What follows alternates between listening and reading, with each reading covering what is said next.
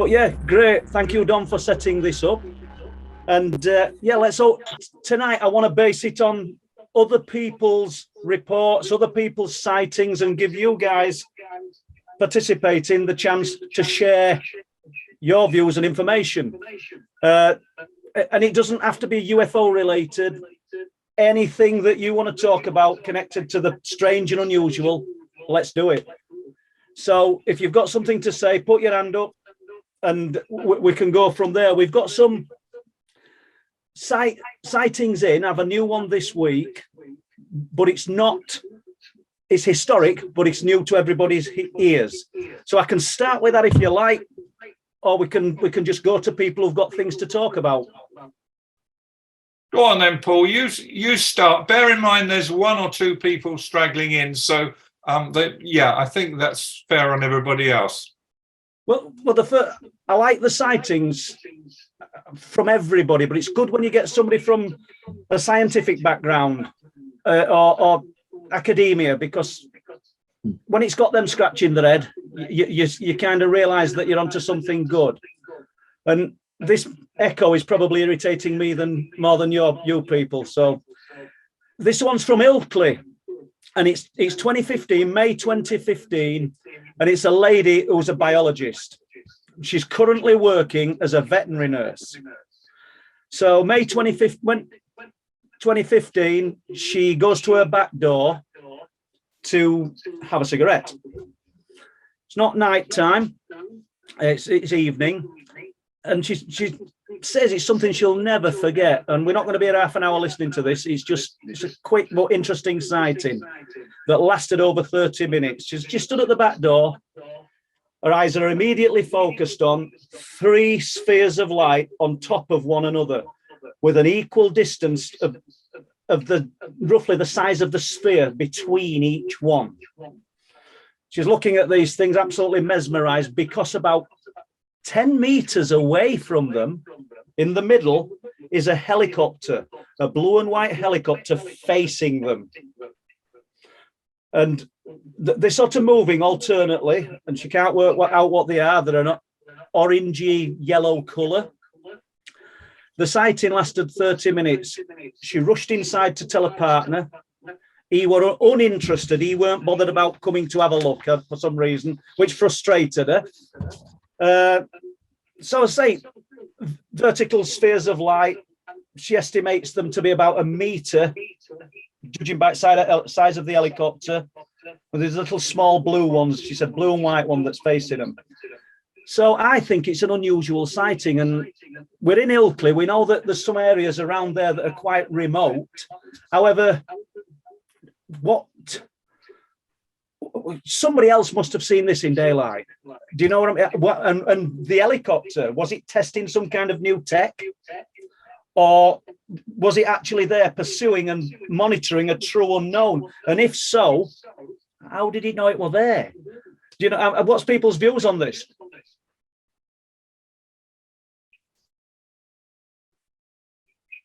Anyone got any comments?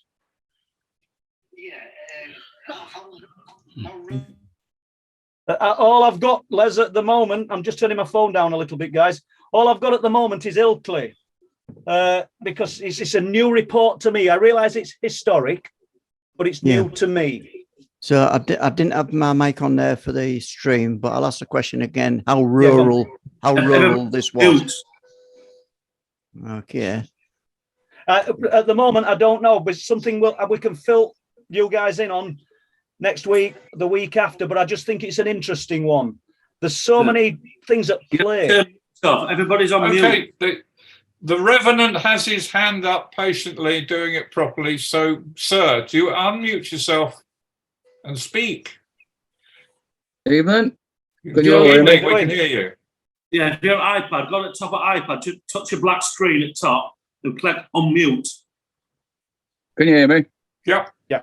You got me? Yeah. So the sighting that Paul's on about, there was a few other people saw that. I'm just down the road from them. So I can see if I can try and find some more out about that. But I think it was in the Wharfdale and Ilkley paper. Really? Yeah. Well, that is brilliant. And we've not spoke about this because well, I know you'd have told me. So yeah, but I'd love to find out more, because obviously this lady wants information. She knows nothing else about it. She's not got any more information to add. But Well, the blue and white helicopter would have been the police helicopter that we had over here at the time. Well, she said she didn't think it was a police helicopter. See, right. They got rid of that. It moved down to Sheffield, I think, not long after 2015. So, but yeah, as far as I'm aware, there was quite a few people saw that. So I'll try and find out more for you, Paul. Thanks. Yeah, appreciated. Okay, anybody else got any comments or questions on that report? Yeah, I've got one, Don. Go for it. I've raised my hand, but it mustn't be showing. No, don't worry, Patricia. I can see you. That's fine. I don't know. My first thought was a bit cynical, really. We know that there is tricksters amongst our friends, and I'm just wondering, is that what she was meant to see, or all the people that saw it were meant to see a helicopter in familiar colours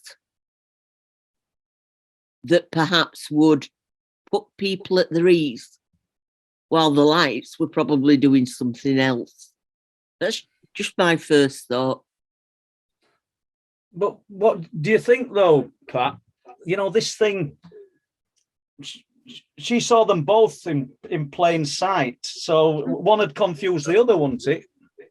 I wouldn't have thought, well, like you said, is it testing some new tech?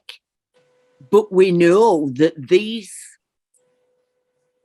people, or not people, are capable of putting any vision in our minds.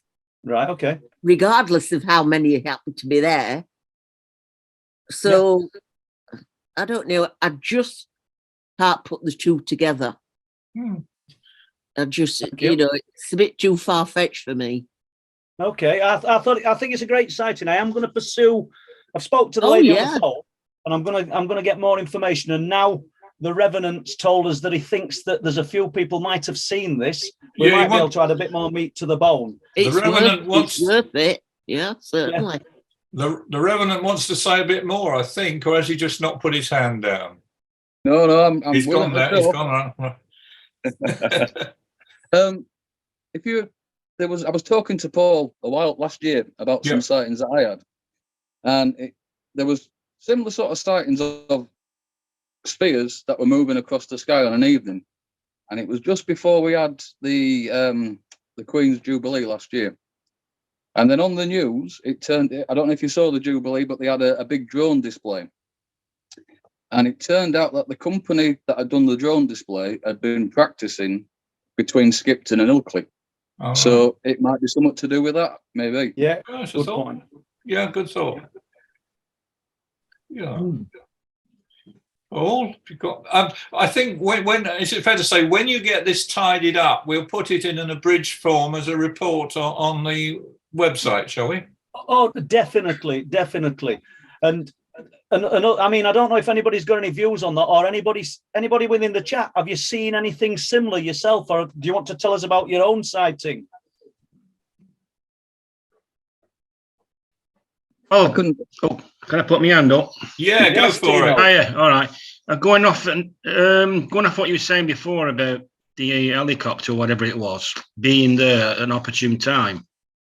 The same can be said about what Kaz Clark, the Penturk incident. Yeah, it seemed to Kaz and her associate Gary Jones that they knew this thing were going to come. These powers, whatever they are, these forces, military, sentinels, they seem to have prior knowledge of when these things are going to materialize somehow. I would agree. They're there literally within seconds of these things appearing. So obviously it's not coincidence. I mean, and you get incident after incident, report after report of people seeing things, and then they say seconds later these bloody great big fighter jets tear across the sky. So there's no way they could have been in the vicinity. Coincidentally, they must have some prior knowledge and prior forewarning that something's going to happen. So how they acquire that knowledge is up for anyone's guess, isn't it, I suppose. Well, that's what I was going to say to you, Tino, when you were saying that, and we'll throw that to everybody. How do we think they're acquiring that knowledge? Do we think it's radar, or we're only speculating, or have they got some other kind of tech to detect these things? I think there's some quarters in those groups that have very, very hard occult knowledge. Veering towards occult and what our reality ticks, and they know exactly how things are going to come about. And I think they use those sort of facilities, so to speak, as well as the people in the military side. And I think they work together, to either invoke, a bit like when you think about it, it's like a Ouija board, because it is connected to the paranormal, isn't it? Everything's sort of linked up in some strange way. Yeah. So, in some instances, they might be invoking you think that people are evoking these things, and you think the military, I wouldn't say they're involved, but are aware of it? Yeah, they could be working in collusion together, to try and, as I say, bring them forth for some benefit of mutual benefit, or a one-sided thing, something that they could take advantage of. Yeah, it's interesting because could be conversely, they could be. This is a later thing with me now, that I think some of these, what you were saying about that van with the great big dish on top, Paul. Yeah. I heard a separate story on about a couple of weeks ago about something similar in America, and they were ruminating on the possibility that these vehicles could be actually, in a way, there to protect us from really bad things coming in. So they could be doing, even though they look shady. There's a place near me called Scamenden Dam. The valley, it's for hundreds of years, it's been known to be haunted. And there's people there, you get the obvious people that park up there at night to do what they do. But you get mysterious people coming along and telling people to go away, to move on. And I think it could be a form of protection, really, because there could be, I've heard there's some malevolent things there in that valley. Right. So they could be, what I'm saying is, going back to my original point, they could be negating or cancelling out these portals using that technology. In other words, closing them. Or trying to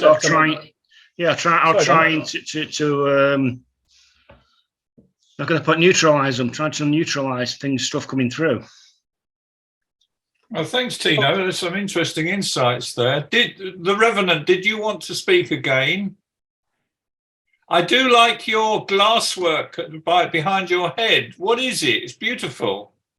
It's just a little stained glass screen, really. It's lovely. Is it? Yeah. Yeah. Thank you. Nice brass as well. Yeah. So from where the sighting is in Ilkley, about 6-7 mile is the RAF Menwith Hill. So there's close connections with what Tino's saying. There was something that Richard Diall did about the human bodies, shall we say? Yeah. Forest. Well, he did one down in Wales, didn't he?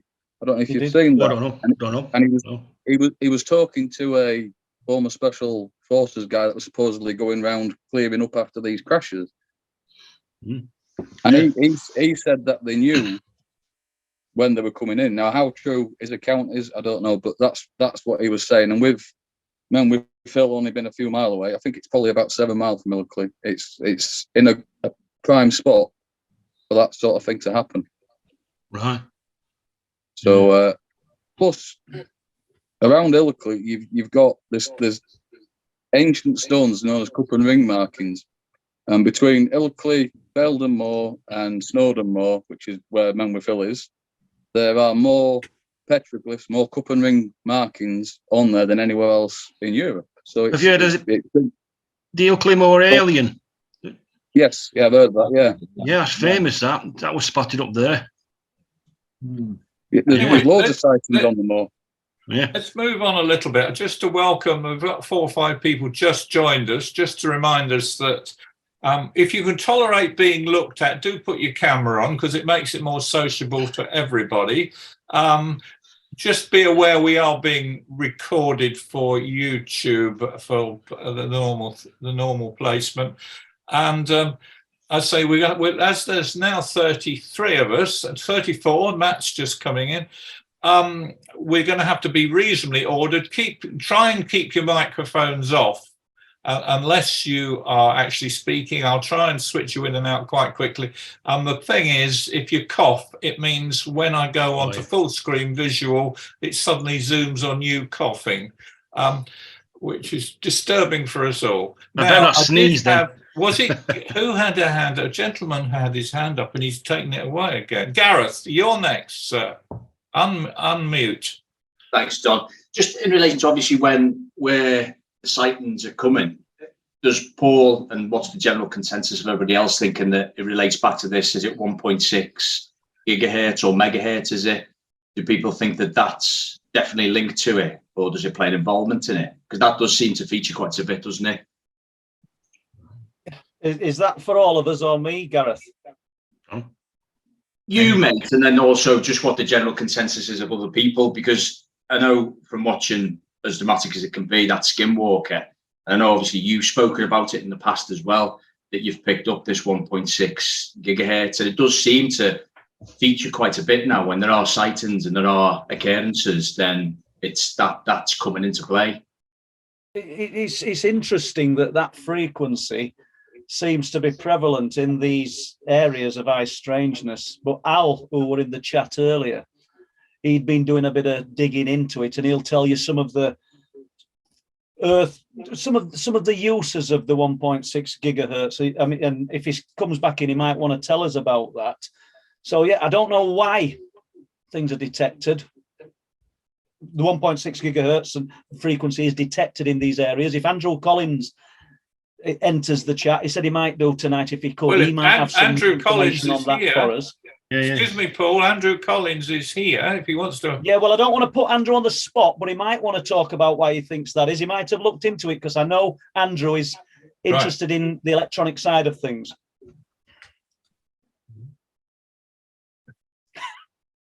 Right, next. Hello, yeah, it's me. Hi, everybody. Hi, Paul. Nice to see you, Andrew. Yeah, I'll be honest, I don't know anything about 1.6 gigahertz, but it sounds interesting. I mean, you know, I was trying to work out in my head what it is in actual hertz and whether, you know, sequences of 16, 32, 64 might be relevant here because, you know, these numbers are extremely important mystical numbers. They crop up a lot in Eastern tantric and yogic practices, you know, to do with Hindu and Buddhist traditions. So that's the only thing I can think of to start with. As far as any electrical side of it to do with me, I mean, you know, I've had some very strange things, as Paul knows, occur, you know, in the Bempton area with recording equipment, which seems to act extremely oddly when it is up there. As far as Skinwalker Ranch is concerned, I gave up after the first series, I'm afraid. I just cannot believe how they waste their time, in all honesty, doing stuff there when they could be doing, you know, so many important experiments to monitor on a multi-frequency level the activity there. But unfortunately, to me, it's little more than a reality show. So I left it after the first series. Yeah, well, yeah. And am I right, Andrew? You got an interesting photograph from Skinwalker. That's right. Yeah. I mean, I was there for a couple of days in 2019. I think I can probably say now why. I was actually I did actually record an episode for the Skinwalker Ranch show. Unfortunately, I mean, basically, I was brought in to look at the rock art, the Native American rock art that was actually on the ranch. And this was very interesting. There's also what appears to be like a stone circle there of rocks, which seems to have been, you know, manipulated. It wasn't natural. And, you know, we interpreted those. It was quite clear that they were of an astronomical Nature did a lot of work, showed that there was a whole alignment at Skinwalker Ranch towards, from this particular site through a notch in the cliffs of the northern mesa to the rising of the star cluster, the Pleiades. This was all brought out, all talked about, but unfortunately what happened was that virtually a couple of days before I was there, they had this dead cow thing. I don't know if you remember this from the series, which they just made a huge meal out of for no good reason. And they spent about 3 different episodes dealing with it. Had Linda Moulton Howe there. And so the entire episode that I was brought over there for was scuppered for this cow, basically. So that was it, really. Okay. Well, thanks, Andrew. Thank you. I see Al's got his hand up. That's good. Big Al, yeah. Unmute. There you are. Hi, just to mention, I've put a link to the Ofcom webpage that deals with radio frequency band plans, and you can put a range of frequencies onto that page and see what is used to use the various frequencies. What we've got for the 1.6 gigahertz spectrum range is mainly taken up with things like satellite services, or space science, and public sector services. So that's available to anyone. If you have a look in the chat and put whatever frequency you would like to check, that is available to everyone, and it is public information available. Well, that's absolutely brilliant, Al. What I'll do, I'll get it out the chat later, and I'll put it on our website under our web link page. It's a real advantage. I know this is a funny format for doing the normal show, but it's really great that people like yourself can pitch in rather than have to try and type it and have to try and be noticed. So that's really worth knowing that exists. So thank you a lot. A useful tool. Right. Do we want to go back to Paul? Whatever. I'd like to pull Gareth in, but I don't want to put him on the spot if he doesn't want to, because obviously everybody knows I'm up at East and North Yorkshire on the cliffs of Bempton, but I know Gareth had an interesting sighting. And obviously, leave your mic off, Gareth, if you don't want to tell us. But if you do, tell us about it. Yeah, it's fine, mate. No problem at all. It was June. I think it was on June the 2nd last year, wasn't it? We were up on Wold Farm in a camper van, and we were parked looking out towards the coastline, but there's a field that rises off, so you can't actually see the cliffs or the coast. It's just this field rises off, obscures it. The peak of this field, which was corn they were growing, probably about 200 yards, 300 yards away. So it's a fair distance where you see the peak of this field. And as it's going dusk, we see the silhouette of when the two, like to sort of try to describe it better, when the two army lads, the paras, that sighting, he describes as a hyena. Now, thinking back, the features of these two things were not too dissimilar to that. So thick neck and a smaller head. And you could probably try and write off and say the sense of, it was two deer or something, but it was the movement that was certainly more sort of striking to us, in the sense of how they moved wasn't the same as a deer. There was one that was pretty much stationary, moving around slightly, and then there's another one that was darting around loads. And it seemed to be that if they did become aware that they were watching, there was a bluff charge from one through this cornfield. But you could see it above the corn, not in the sense of it was floating above the corn, but the way it moved through the corn, and you could see it at that distance, and then it got closer and closer. And then we sort of like, right, we'll try and film it. And as soon as we tried to film it, that was it, gone, completely disappeared. And my partner, she says they were dragons. And I'm like, right, okay. But the features and everything else, I would say they look more like hyenas, but the size of them was certainly...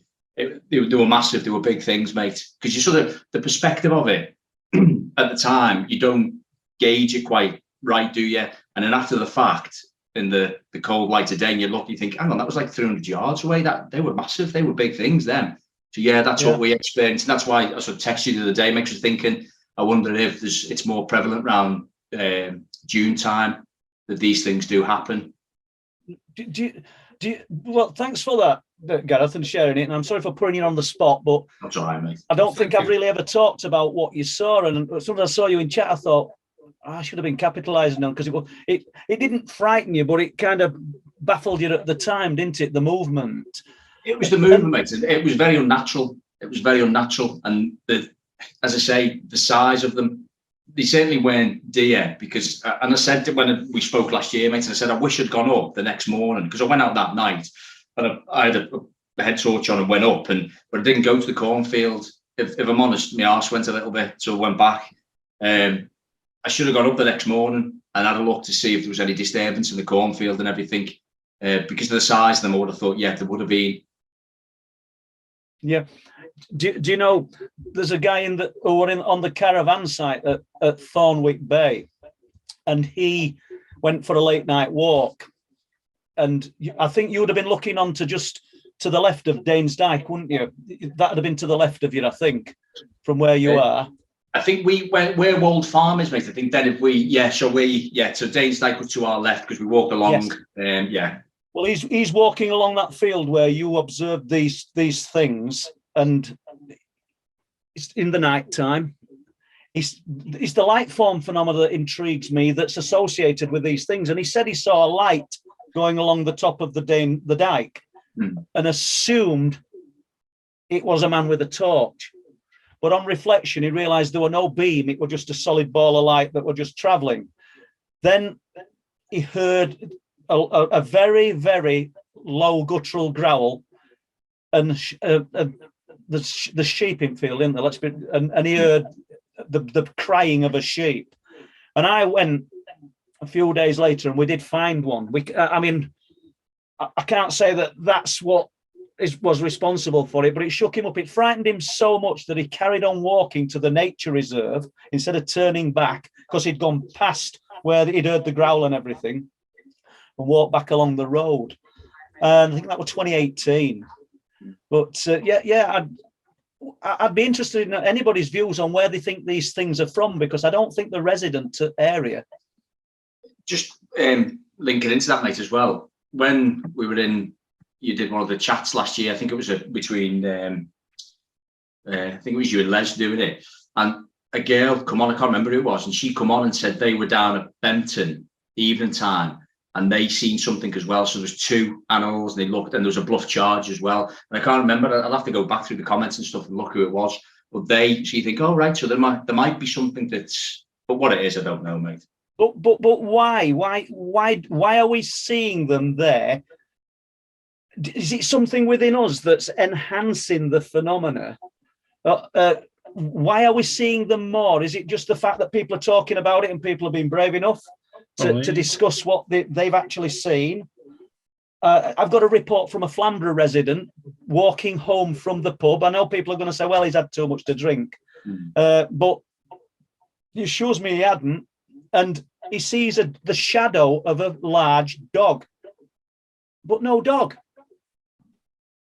as he's walking in the night. I don't know. I haven't a clue what we're dealing with. I really wish I had. And, I want to pull so many people in for the views. So if anybody's got a theory on it, because I don't know, just let us know. Okay. I think Mr. Revenant is wanting to talk to us again. Go ahead, sir. Yeah, well, I have a theory on why these things suddenly appear. So if you imagine the Earth being as old as it is, and we're relatively new here, we know, for instance, about dinosaurs, other creatures that have gone extinct in the past. Lineal time runs side by side, supposedly. So you can have years at that same moment that are all crammed into like the same space, as it were, running side by side. So if you look at how animals behave, take a deer. I was talking to Paul about it last week. If you look at elephants in Africa, quite often villages are trampled over twice a year as the elephants migrate and come back. And that's roots that have been stored in their ancestral memory, and it carries on. So maybe with these sightings that we're having of dogmen, of UFOs, aliens, etc. Maybe it's just that they're rippling through what they're doing anyway, but they just run concurrently to us. If frequency that we see and hear is only 5% of the actual frequency band, there's a lot more going on between us. So you could be stood somewhere, and it just happens to be that that's the route that creature, paranormal entity, whatever it is, takes, and you just happen to be there, which is why you get the same occurrences in the same spots. Maybe that's how I'm perceiving it anyway. Yeah, and who's to say that's not right? You know, I don't know. Your theory, your take on this is as good as anybody's. Is there any? I mean, sorry. The thing that I've noticed, it's not annoying me about how the paranormal and unexplained, but nobody sticks their neck out and says that's what I'm certain it is. Prove me wrong. And I think we've reached the point now. There's plenty of evidence for stuff. Everybody's had lots of sightings. There's lots of videos now of all sorts of stuff. I think we've now come to a point where somebody's got to stick their neck out and say, yeah, that's what's happening. Somebody proved differently. And then we can take it from there and work through stuff. But it's just gathering the information, and everybody's kind of looking at it and not knowing what to do with it. And I think we now need to take that step forward to try and test stuff, push the boundaries, to see where it lies, if you know what I mean. Yeah. Excellent. Thank you. Big Al, sir, unmute. Your turn, Big Al, unmute. Yeah, just to follow up what Reverend's just said about people looking at evidence and anecdotes and trying to prove or disprove them. We've really got to get to grips with sharing this more amongst each other. There are people who are there to protect film deals or TV appearances or whatever, but we've got to collectively, as grassroots people, come together more and share this information. I'm just wondering whether the Truth Proof website could be a place for that. Absolutely. Can I just Well, come in? Can I just, sorry, Well, Paul, can I just add my own answer opinion? Paul, can I just come in on top of Big Al and add my opinion?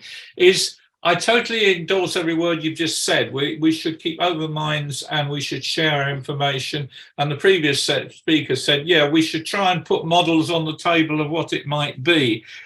I think the danger is that if you go too far down that road, you end up like, dare I say, lovely woman, Linda Moulton Howe. If anyone's seen any of her broadcasts lately, she sort of says, you know, what is the white aliens' views on global warming? And the things, her models are so constructed and so tight that either that's absolutely brilliant and you don't need to look out the window ever again, or they're wrong.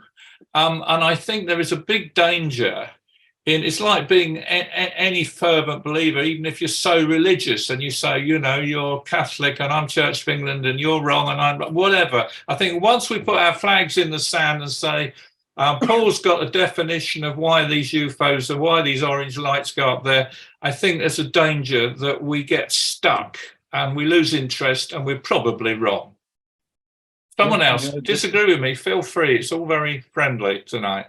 No, I completely agree with you. We can't get bogged down in the sand.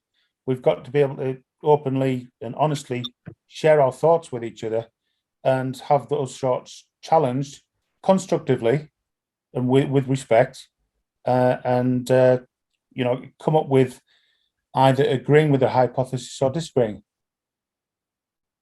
Yeah, I think. Go on, Merv. Yeah, I was going to say, it kind of, if you look at it almost like a court situation, you have to have something that's tested to set the bar by. And at the moment, everybody's kind of treating it with kid gloves and nobody's taking ownership of it. And it kind of needs somebody to take ownership and say, well, that's what I believe is happening. It's not necessarily 100% what is happening, but that's the only thing that I've got to go off. Can anybody else help? And that's the only way that you find the truth, isn't it? Is if you, because at the end of the day, the people that know the truth, the governments, they're not going to tell us. We're not going to get any answers from any government agency other than what they want to use to manipulate whatever they're doing. So we've kind of got to take charge of it for ourselves. And if we don't do that, all we're going to do is just keep going round and round and round in circles. That's a nice picture. What's that? We're never getting any further forward, if you understand what I mean. So I think what Don's saying is correct, but it's kind of like a happy medium that we need to find with it all, isn't it? And completely agree with Revenant. Right, did Gino want to say something? Yeah, me. Yeah, Gino, you wanted to put your hand up.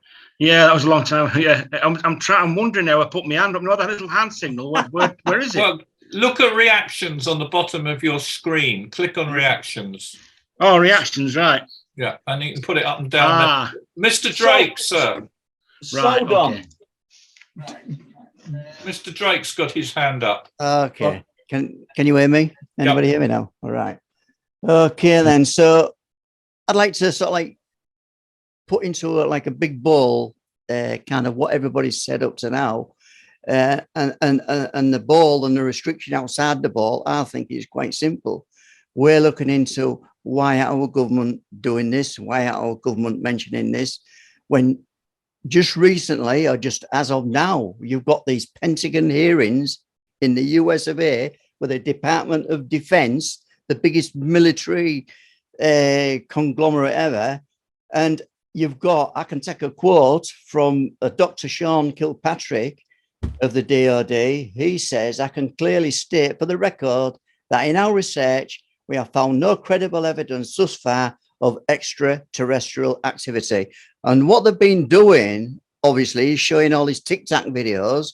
They've been getting anecdotal evidence like what we're hearing tonight, but they've already come to this conclusion.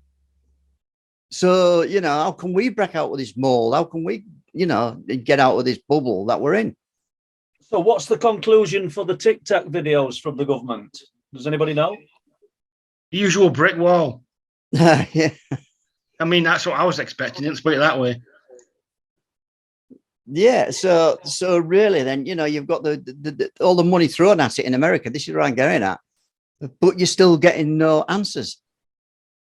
Thanks, Les. And as Chris Evers, OLM magazine, has he got any views on this and the new releases? Hi guys, can you hear me? Yeah. Okay. The video releases that we've seen so far come from America. Been very interesting. They're only still giving us the tip of the iceberg. The upsetting thing, or the disappointing thing, should I say, is in the recent events last week in America, we got public meeting of 40 minutes. The meeting went on, I think it was for at least 2 hours before the public events came out.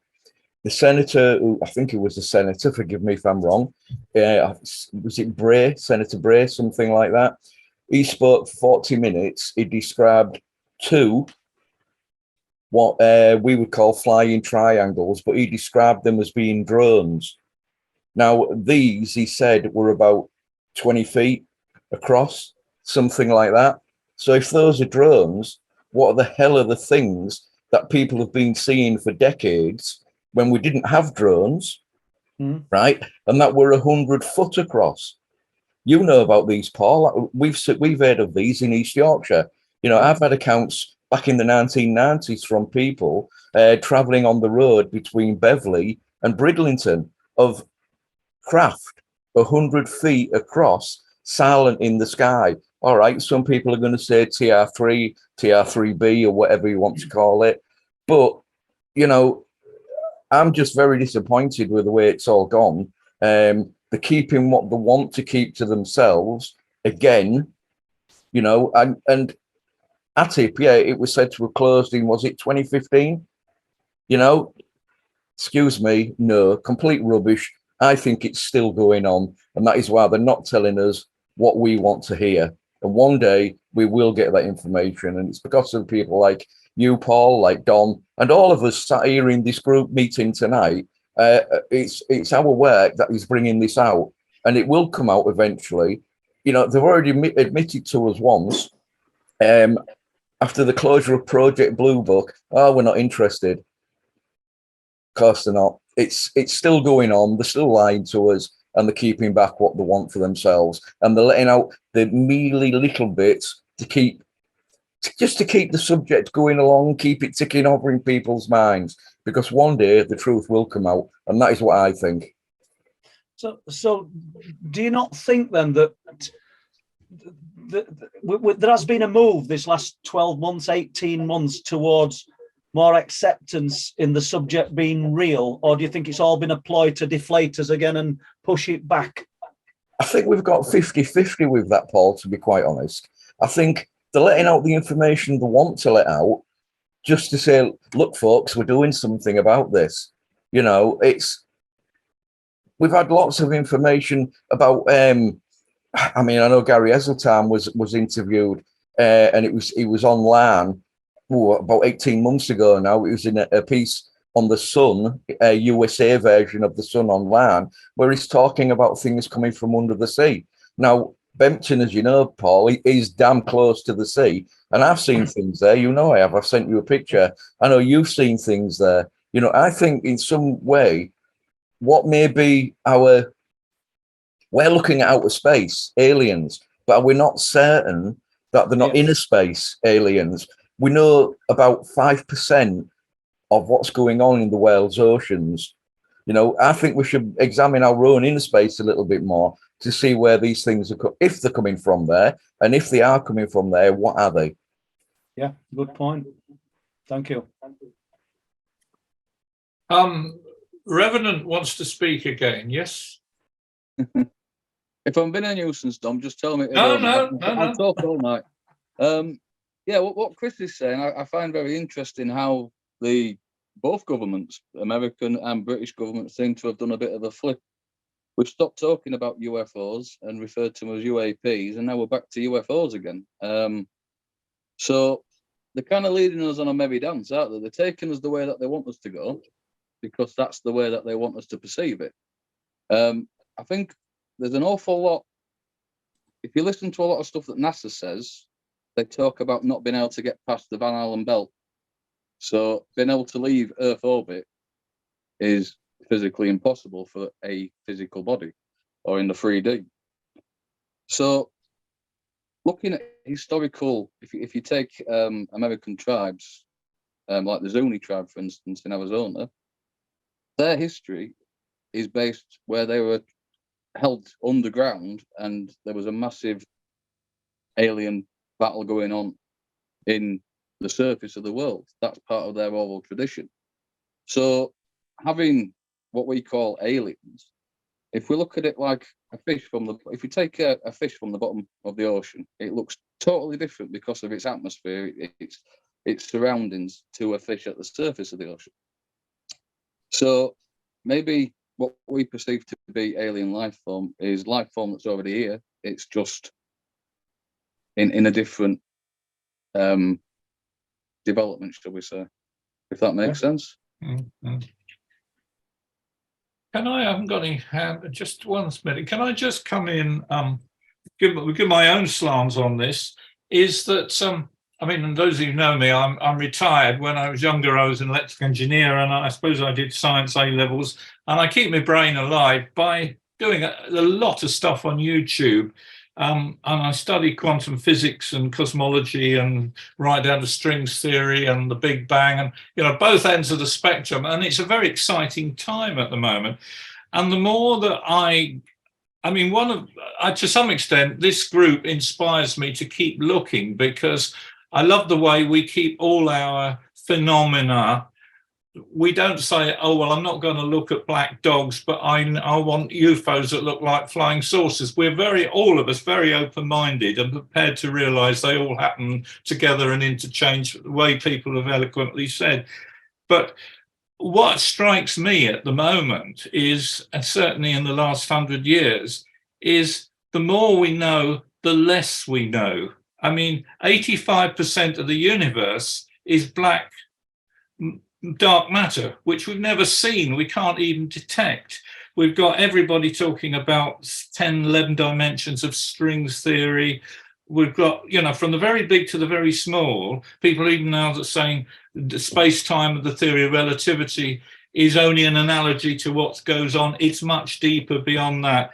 So it's not really surprising when we get these strange phenomena sort of drifting in out of our world and going off. And also, I personally don't think we will ever really understand the universe. I think it's like my cat understanding why I'm looking at a screen with colours on. I think we should keep looking because that's human nature.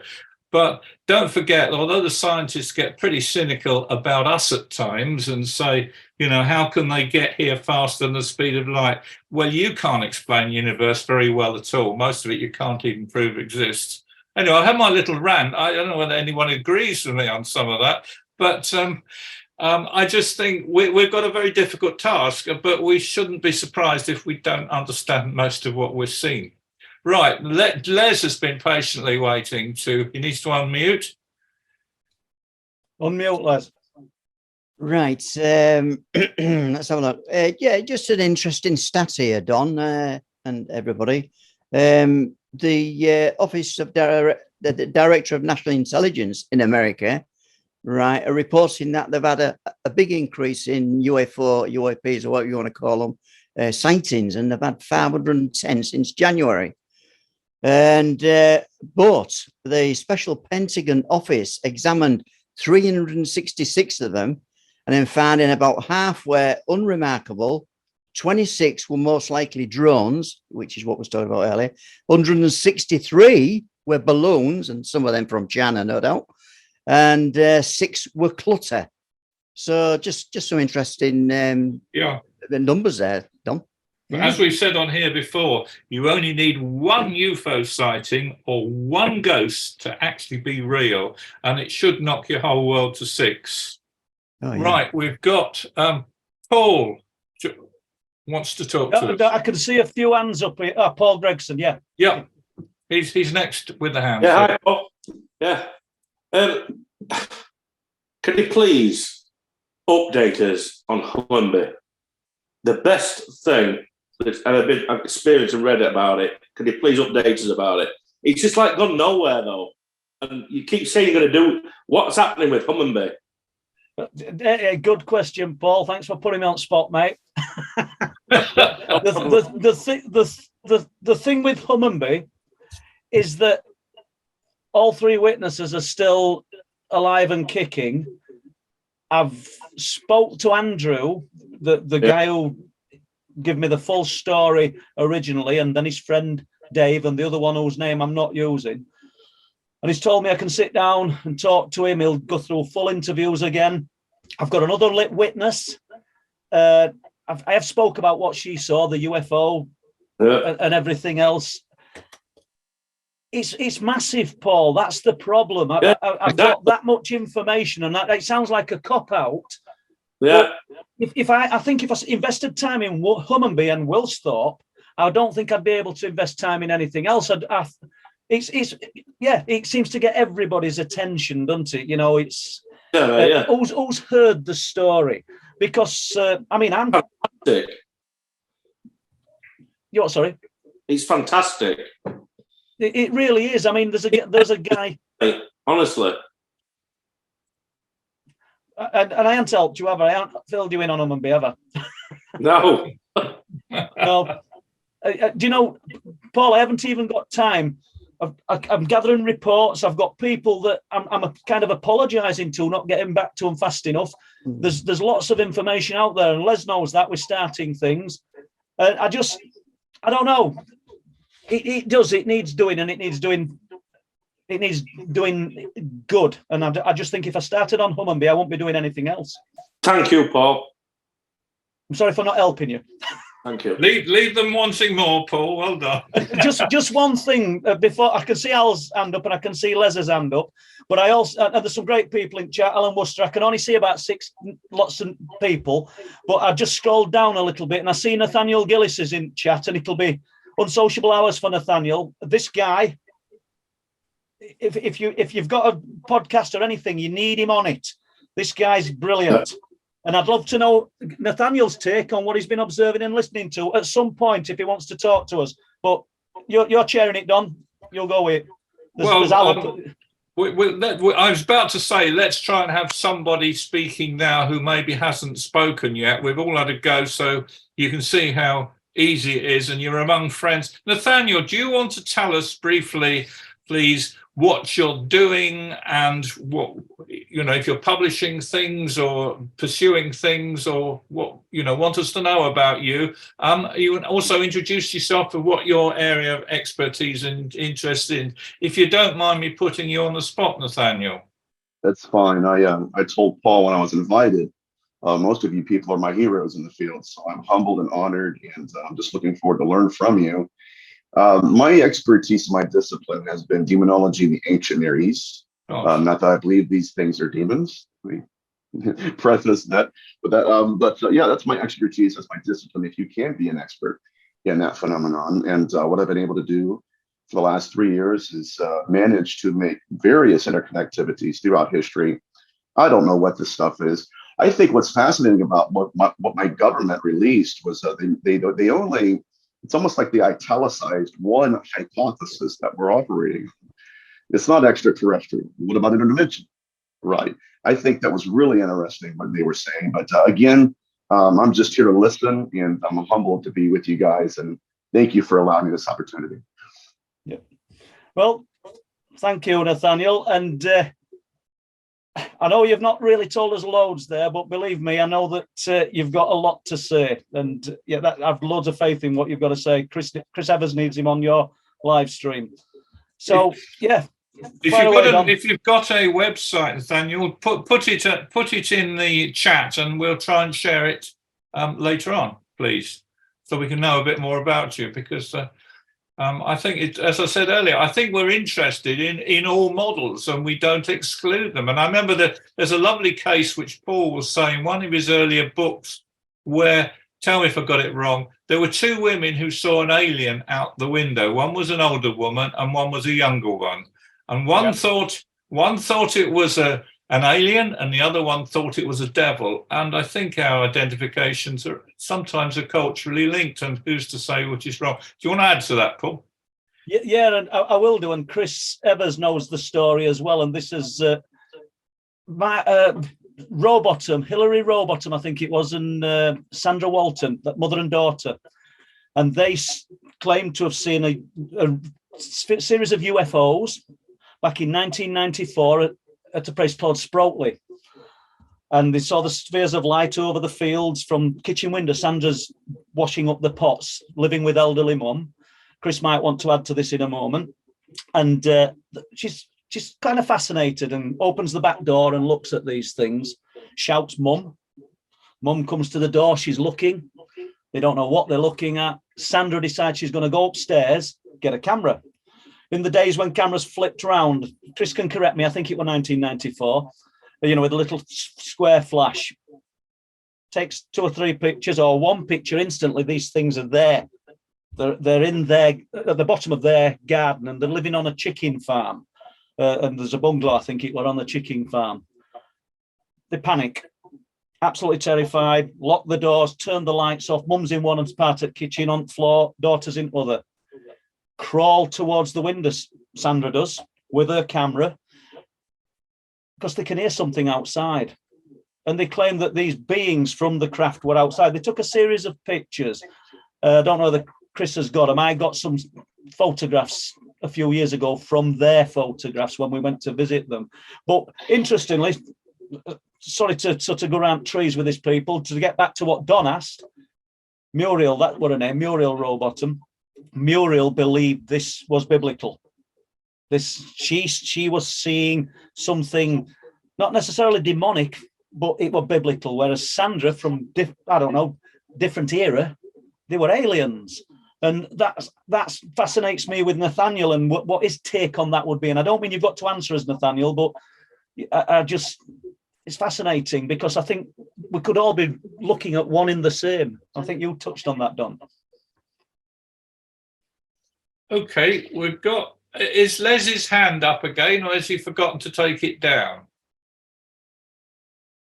No, we're still here. I've forgotten what my question was now. Well, I'll tell you what, Les, while you're yeah. on, it's nearly the top of the hour, and your job is to do the housekeeping, please. So go for it now. Tell us who we are and what we think we're doing. I'll go and get my pinny on and do a little bit of housekeeping. No, don't. Well, no.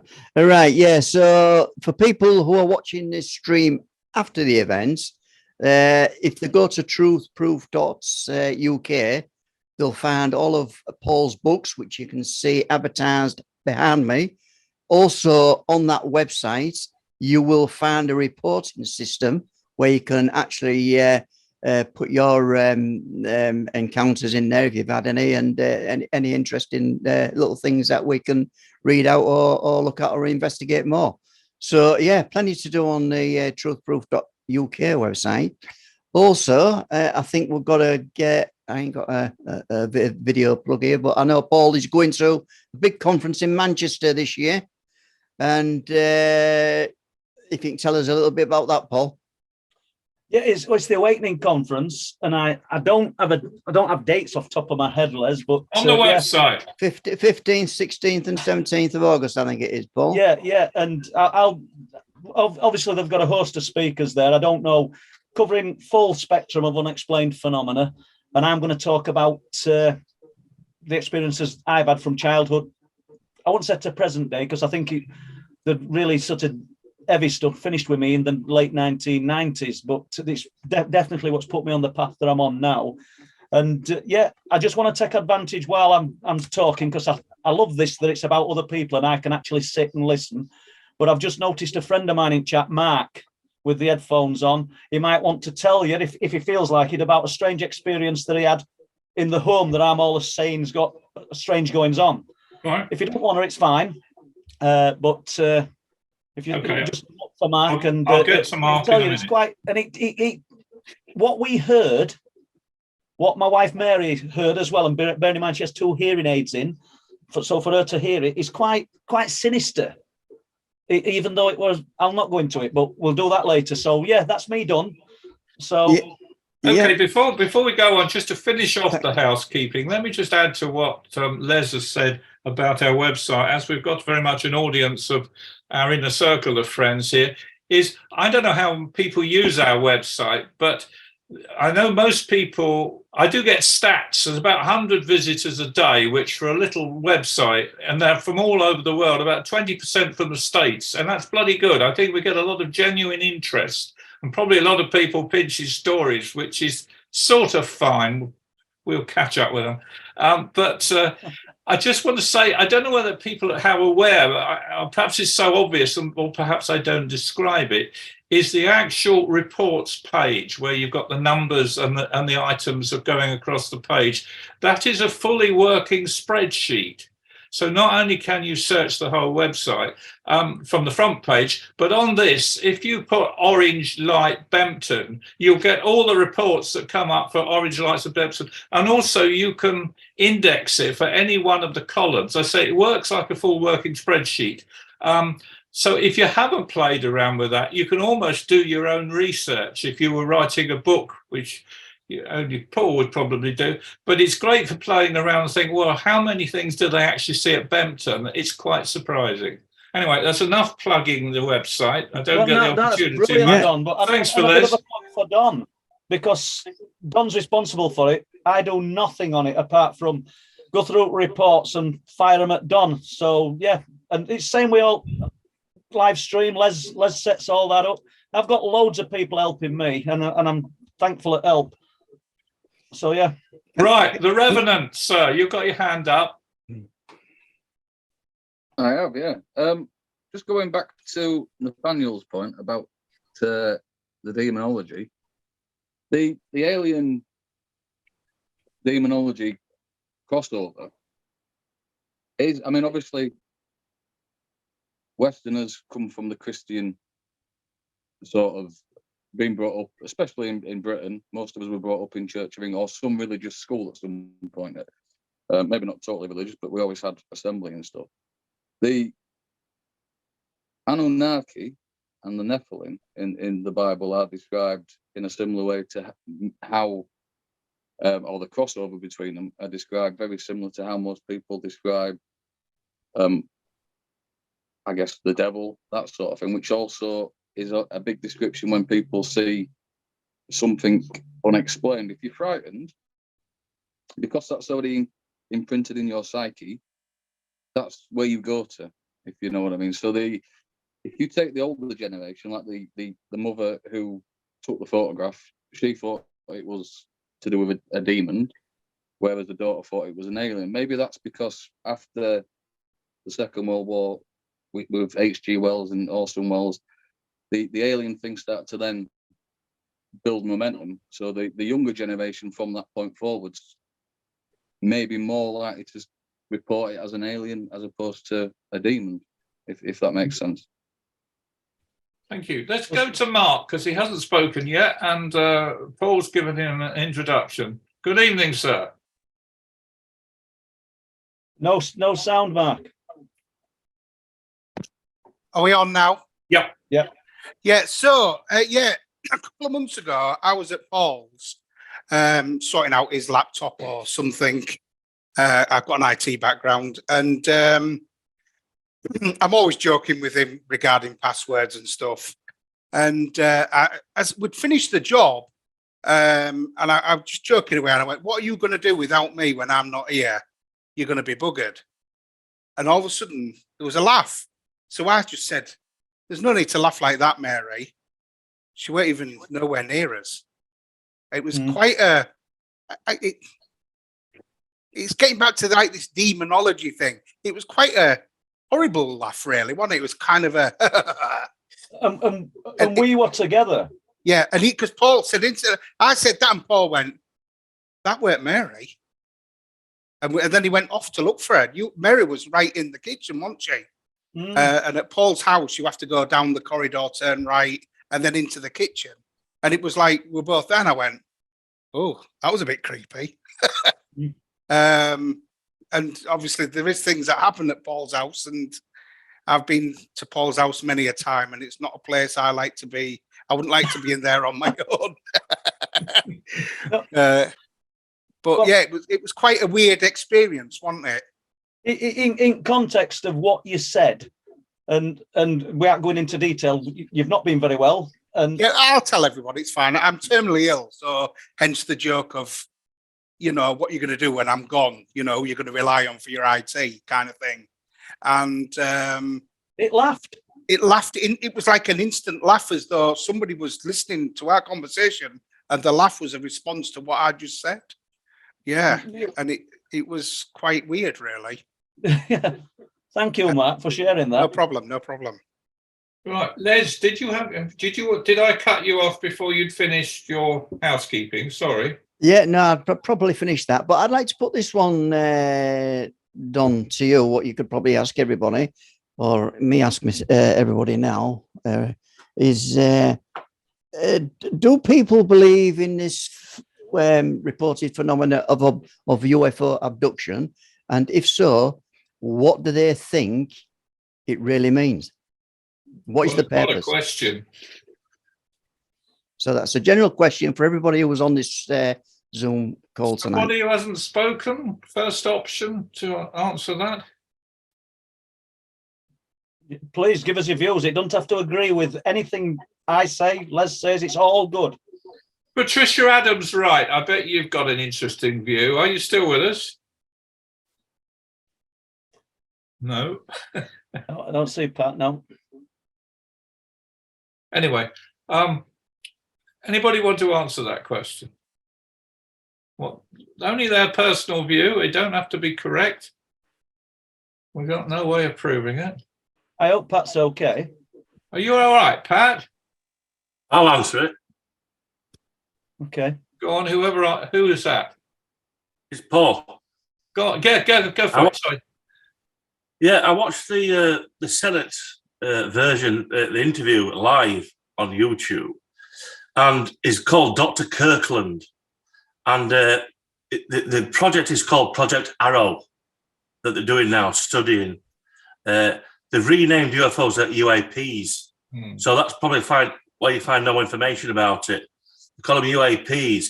and I'm sure it's Dr. Kirkland, but it's on YouTube. I watched it live from the Senate. I think it was last Tuesday, and he's got pushing for a budget, and he's in between the Donald Trump Space Agency, and in between that, he's trying to get money for it.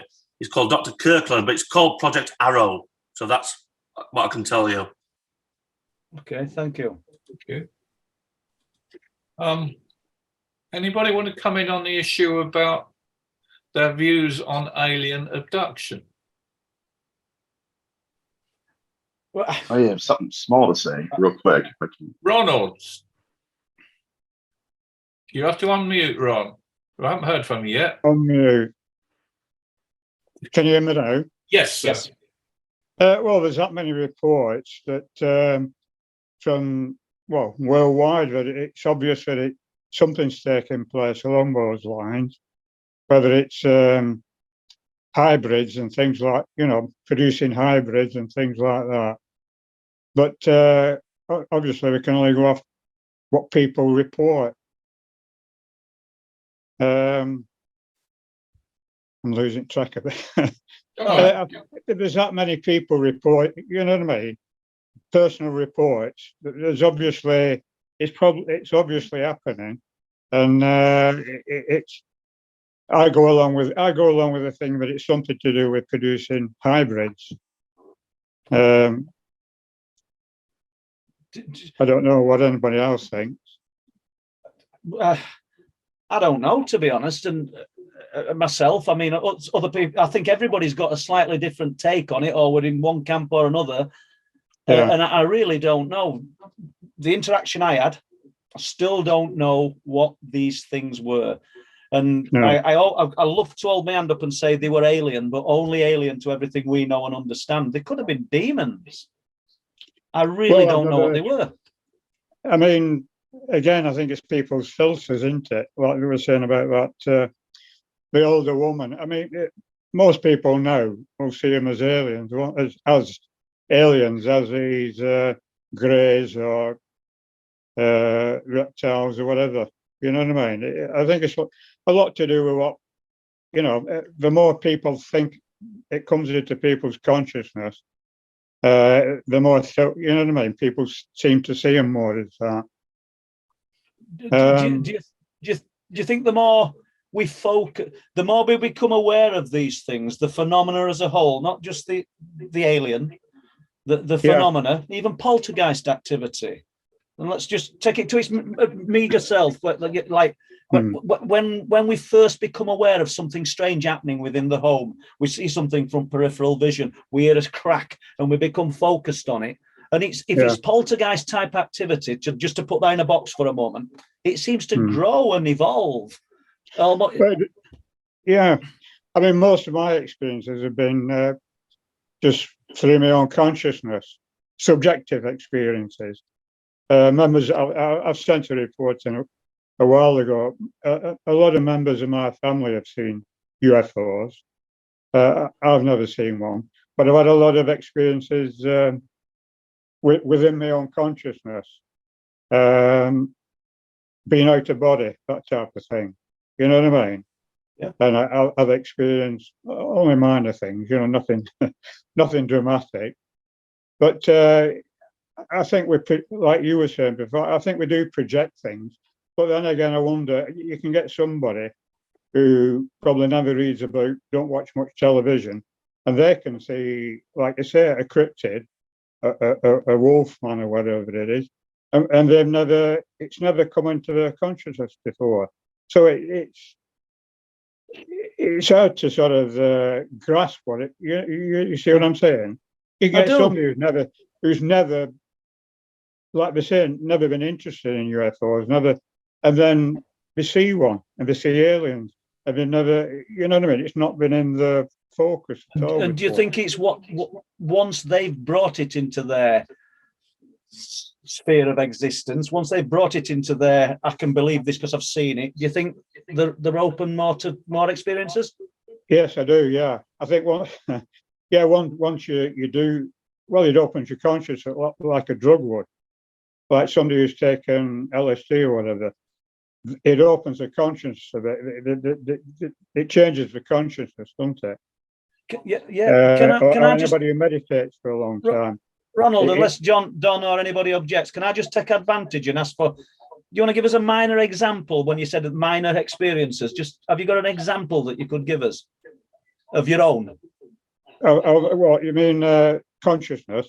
With your experiences, one of your, Well, when I was very young, I'm talking 4 and 5. I used to see the room as though I were up in the corner looking at it, and I used to see everything was very still. I used to hear voices in my ear and like tapping sounds, putting me into a different state of consciousness. My mother was very psychic. She used to see people. I don't know if, just one second. I don't know if Les knows we can hear him. Can he? Les. We can hear Les having a domestic here. That's so sorry. Is it not coming over your phone, Paul? No. Well, maybe, yeah. But I don't know what to do apart from turn my phone off. It's not loud. No. Well, one of my personal experiences, I've reported it before, but I used to have one or two out of body, and one of them, I was looking out over a golden city, and it's sort of in the middle at night, you know what I mean, at night time. I sort of became conscious. I was looking at this big golden city, and and to my left, I could hear a typical heavenly choir, you know what I mean? And they were singing about the sun. It was either the actual physical sun or Son of God. I think it was the sun itself, but it wasn't linear singing. It was all at once. It's very hard to describe. And when I've had experiences like this as well, when I've been sort of seeing Earth side thing, I can see everything at once. It's like I have no eye, just a consciousness. I can see everything at once, 180 degrees, and I'm conscious of everything at once. I remember one time, sorry to go on, but I shared a bedroom with two of my brothers, when I was younger, and I came conscious and I was spinning around the room, and then I shot through the window, and I shot along, and I came to rest, looking out over these playing fields near the school where I used to go to, and I could see, like I say, everything in daylight, as though it were daylight, and everything at once. And I was aware. Your consciousness is totally different, when you're in those states. And an interesting thing is, it was about 2 miles from home, and when I thought I'd followed railway line down, but what it were in daytime when I looked, there were a line of pylons. There's a line of pylons, and near, from our house there were a pylon nearby, and the pylons went right down to where I stopped. And I'm thinking that I've followed, you know what I mean? My conscience got attached to it and shot down. I know it sounds a bit. Okay. It's fascinating, and thank you. Thanks for that. We've got the Revenant wants to have a word again, please. Yeah, just with what Ron's saying there. If you think of our minds as a triangle, and there's only the very tip that's conscious, and if you have like regressive therapy, it tilts the triangle to access your subconscious. And what seems to happen is when people have an experience, paranormal, UFO, Bigfoot, Dogman, whatever it is that's unexplained that's appeared to them, there's two things that either happen. People either withdraw into themselves and lock it away, or they become more aware of it. And once they become more aware of it, it's almost like a muscle. The more you use it, the more it seems to happen. And when I spoke to Paul about this, I used to think that when I got with our lads, lots of stuff started to happen, and I used to think it was her. that was not that. I used to think it was because of her that these things were being drawn to us. But when I went through stuff that had happened in my life to Paul, I realised I'd had loads of stuff. But when we got together, every day we'd see something had happened. It's almost like, because we're tapped into that wavelength, so to speak, the more that you're able to tune into it, the easier it is to pick up. And when I've been looking at stuff, sometimes you look into it and it all becomes too much and it gets on top of you, and you get too much information too soon, so you close off. You give it a bit of time and then it opens back up again. And I've got to a point now where I seem to be able to do that quite often. If I don't want to have to experience anything, I can almost shut that part of my mind off and let it be numb. But when I open it back up again, it's almost like it appears everywhere. It's sort of like what Ron was saying. So, interesting. So you could take something from that then. Sorry, Paul. Just Revenant. So when you were listening to Ronald, you could relate to some of what he was saying. Yeah, definitely. Yeah. Interesting. Thank you. I'd certainly subscribe to the idea about the more practiced you are, the more tuned in you are, and some individuals are fey or spooky much more than others, and I think it's partly heredity and partly practice and sensitivity, and perhaps the same with locations. Anyway, Chris, Sir Evers, please talk to us. Okay, it seems to me really, Paul's question was alien abduction. Do we think it's real? Is it happening? Interesting, though, the other points were that have just been mentioned. I just want to stick to that alien abduction thing. To me, there are two stories from ufological past, both from the 1970s, which to me do suggest quite strongly that they are real and they are happening. The first one is the Linda Cortal story, who was later named as Linda Napolitano or Napolitano, something like that. This case was... it actually happened with the lady was halfway up a New York skyscraper, where it said a UFO came next to the skyscraper and brought her out of the building somehow. I haven't got a clue how. And she was taken into a UFO and she was abducted. Now, this case was said to be witnessed by the Secretary General of the United Nations. And I forget his name, but that is one event. And the second one is one which Philip Mantle has really brought to the fore over the last couple of years, which is the Pascagoula event. Now, we all know about Calvin Parker and Charles Dixon and the story of what happened to them when they went fishing after work one evening. But there was another couple across the road, a married couple, the Blairs, Mr. and Mrs. Blair. He was waiting on the other side of the dock for a boat to come in to take him out, and he'd be away at sea for a couple of weeks doing fishing. But whatever they was catching, I don't know. But the Blairs, it so happened a few years ago that Mr. Blair was going into hospital for surgery on his heart. And because it was 50-50 that he would pull through it, he admitted something to his wife. His wife said she saw at the time of the Pascagoula incident, October the 11th, 1973, that she said she saw something like a man in the water and he just disappeared back under the water, and that was it. Now, they witnessed the UFO from across the other side of the Pascagoula River. They saw it land. They saw what happened to Calvin and to Charlie Dixon. Anyway, while just before Mr. Blair went into this surgery, he not only admitted that he saw the man in the water, call him a man because there's no other description for him, but I think she called him the grey man, and basically admitted to her that he thinks they actually went through an abduction themselves. Now, this is backed up by the fact that the boat came in for him about 9:30. Mrs. Blair walked back down to the boat with him to see him off.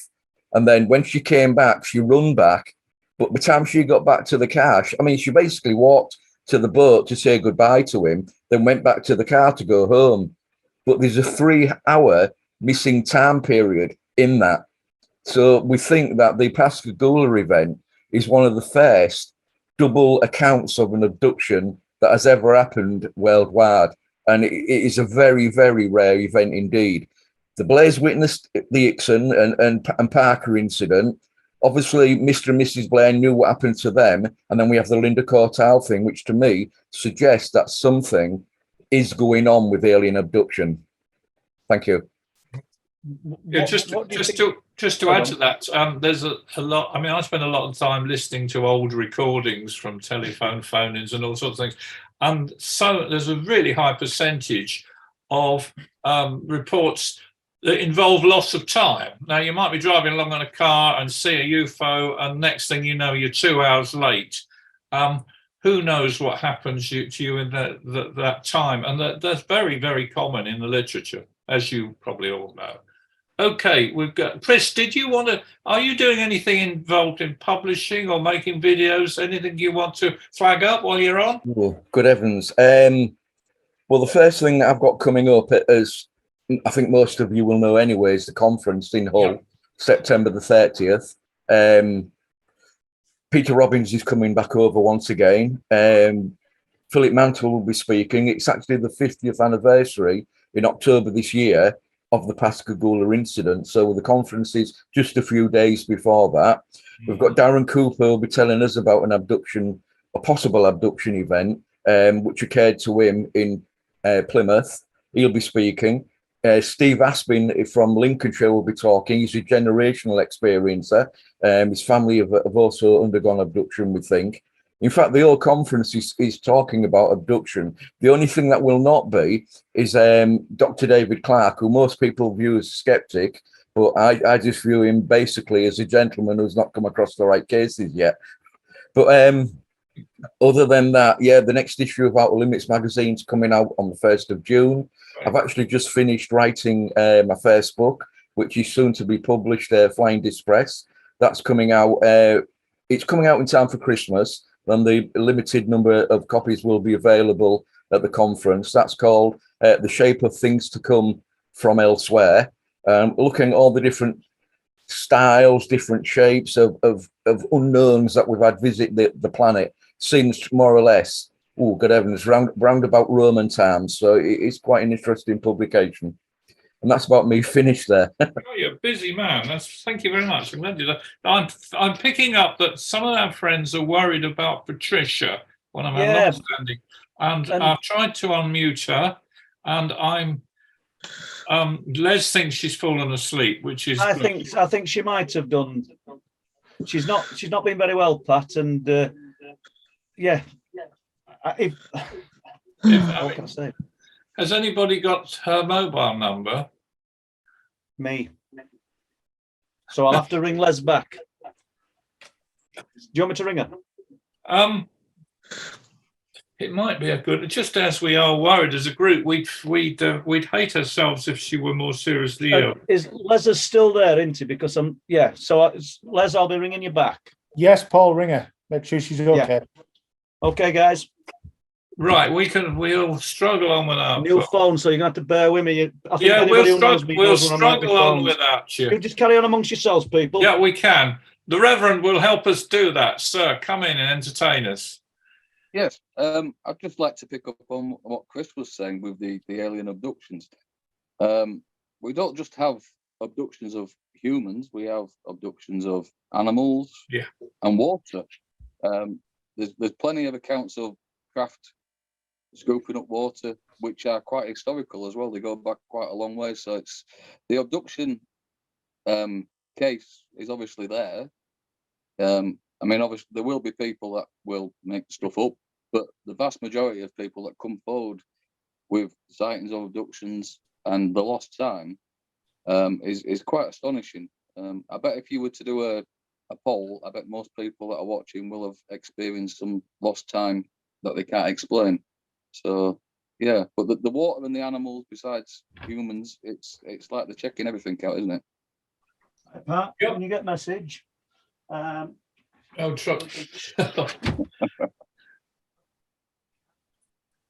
okay, Big Al, your shout. Earlier on, Don, you mentioned about string theory and multiple dimensions. I've never been able to get a simple explanation about 11 dimensions as a layman. Are you able to pitch in with something along those lines? Yes and no. I can. I can't tell you the mathematics, but basically, we're in the 3 dimensions plus 1 is 4. The fourth being time. No, I've left a message, obviously, but no. We can hear you, back in and carry on, and I'll try again when when we've done. Okay, let's carry on. Big Al. Yeah, the 11 dimensions. Let's say, guys, that I've left Pat a message, and I don't know who else to contact if I'm being truthful. No, but I'll make efforts. You've done all you can. Leave this now, because I kept flicking across and looking and well, yeah. Has Pat gone now? Yeah, you're on. I was just in the middle of talking, responding to a question from Big Al, and would you believe, I was explaining to him why quantum physics demands 11 dimensions, and without using any mathematics. The answer is simply to, and this is very vague, but to make all the mathematics work in quantum gravity and making all the formulas hook up and make sense. Don't ask me what they all are. You have to go right down to subatomic level and have a model which the mathematicians demand is in 11 dimensions. And the only way our universe can end up with 11 dimensions is we have the first 4, which I described, and the other 7 are very, very tiny. So you've got these funny little figures, you've got 3 dimensions like that, and you've got these other 7 that are subatomic level, all curled up. And that's where the strings are, and they're all going around in little loops, and I can't make any more sense of it than that. But that's where the dimensions are. How they might express themselves in parallel universes or stuff like that, God knows. Probably God does know. Thanks very much, Don. Cheers. Anyone else want to talk?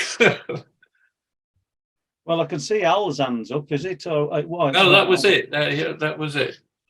Anyone hasn't spoken tonight want to tell about some experience they had or some theory they have, or it's a chance also for us, as we're a truth. It's more like a truth-proof management meeting, which is fine because we've got now we've gone down to 27. We've had about 33, shall I say, regulars and enthusiasts, which is well.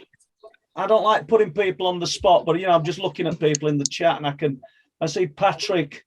We've got Alison on there. Alison, were you about to talk to us? Yes. Go on, go for it. I had an experience about February. February time.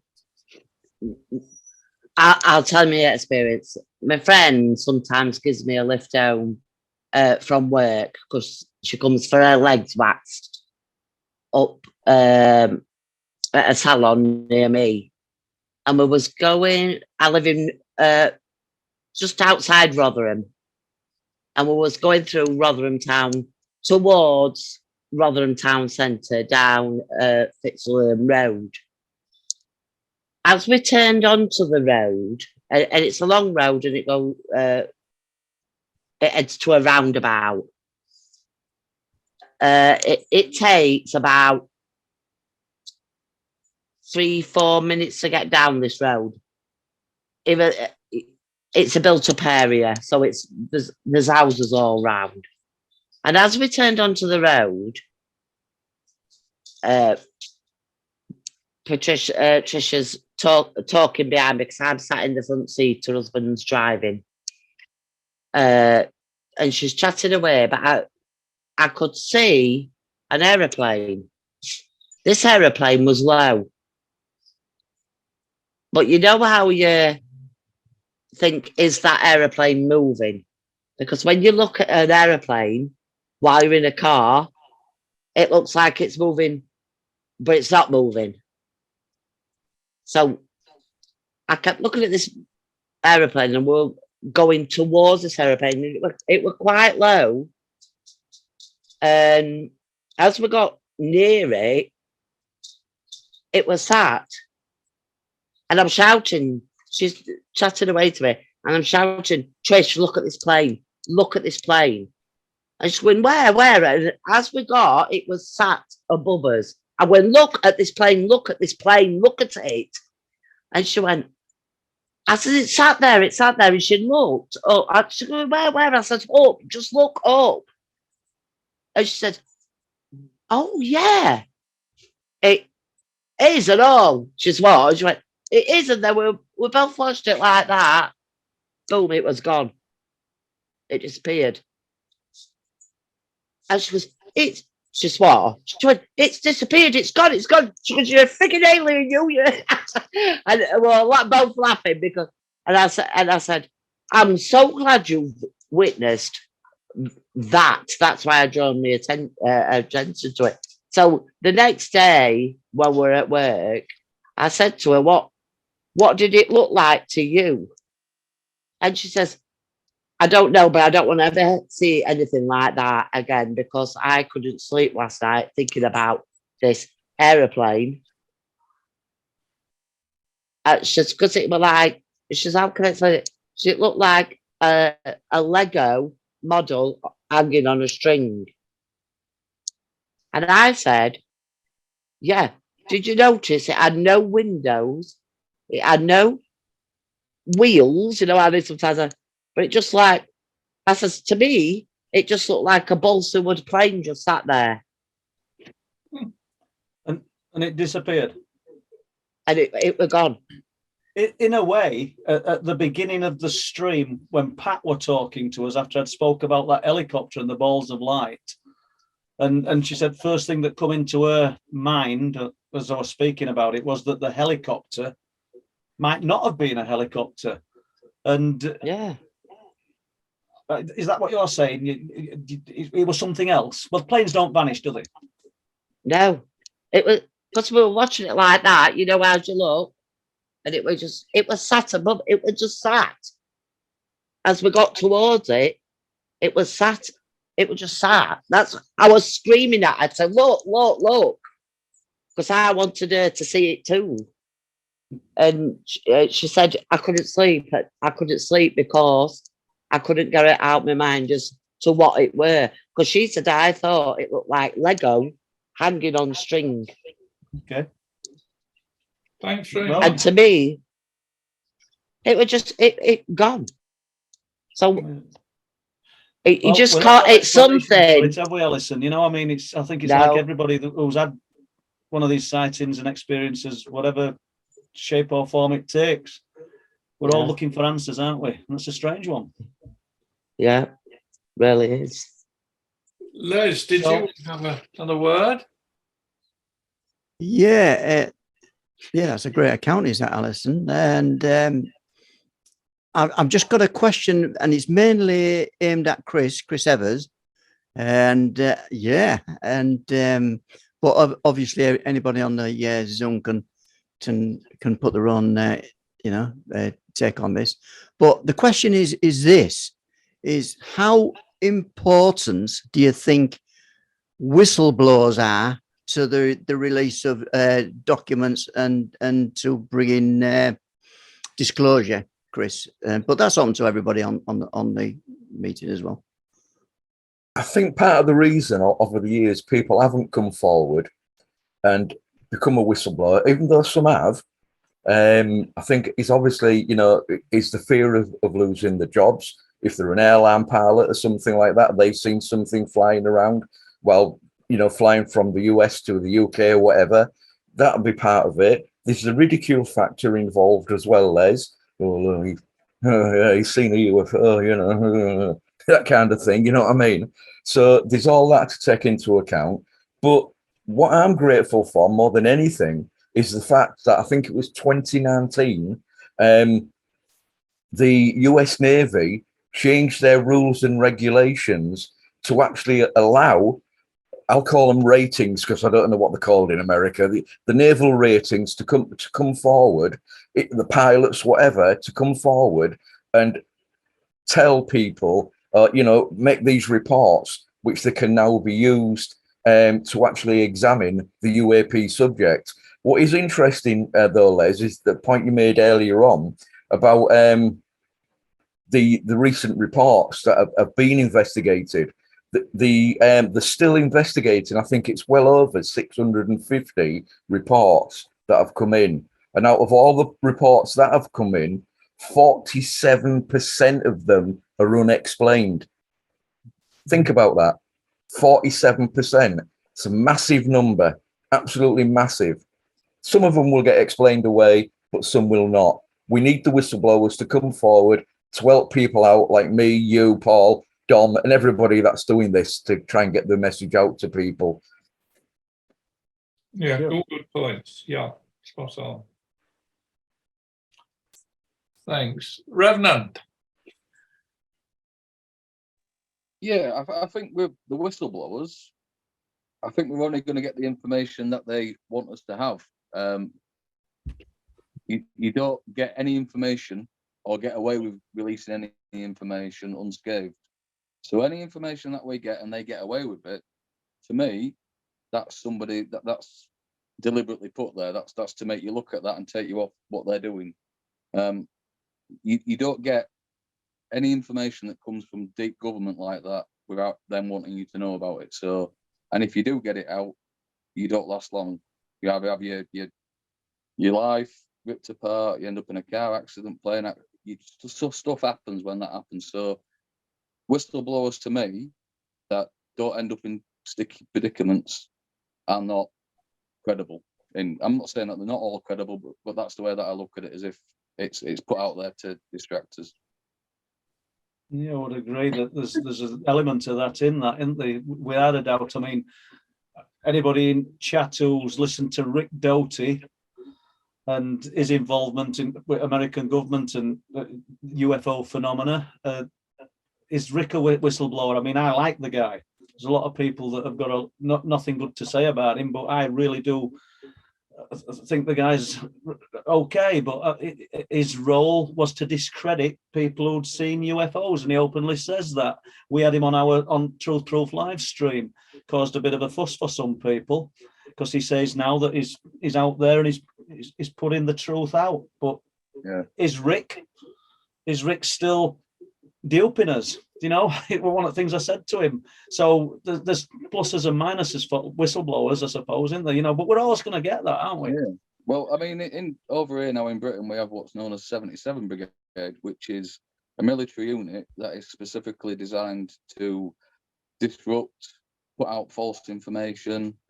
That's what it watches the internet. So when you comment on Facebook posts, on YouTube posts, they're the ones that are, like, you'll see quite often people commenting on stuff that have been argumentative, and they don't have any. You look at their Facebook page; it's built up recently, so that's going on, and there's government documents that show that this has happened in the last 4 or 5 years. So, and it's still ongoing.